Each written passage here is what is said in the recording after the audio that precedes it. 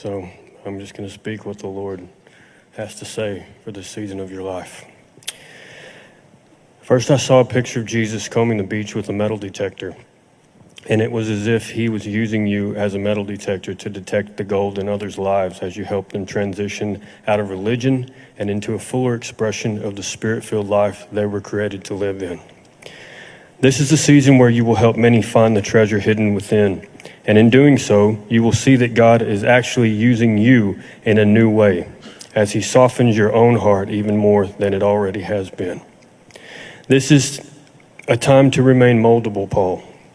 Because just like the story of the potter, where it says that he put the vessel on his wheel and made it a new vessel again, you, my friend, are being made into a new vessel again in this season. And the mode of operation that you functioned in up until this moment in your life will be changing as he shifts the trajectory of your focus.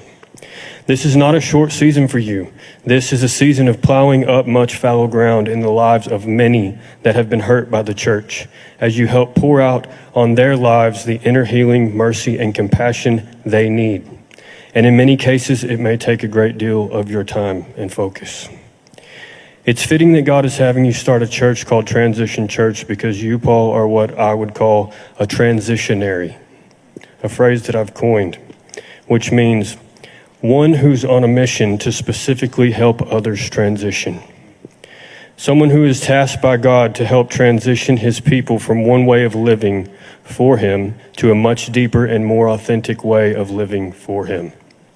I bless you to go into all the world and fulfill the call of transitioning the masses as you release the power and healing of God over their hearts of those who are in great need.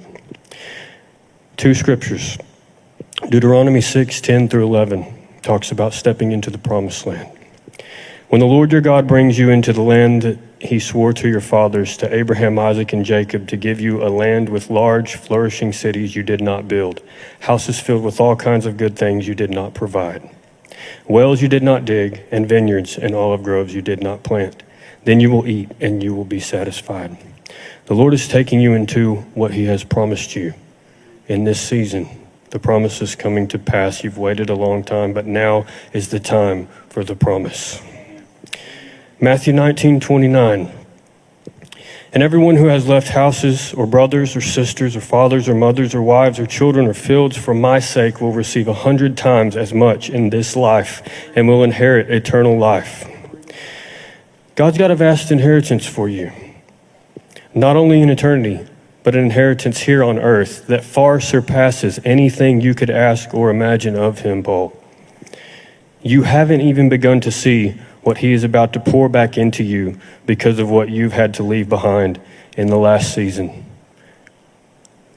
We commission you tonight to fulfill everything that he's ever called you to do with your life.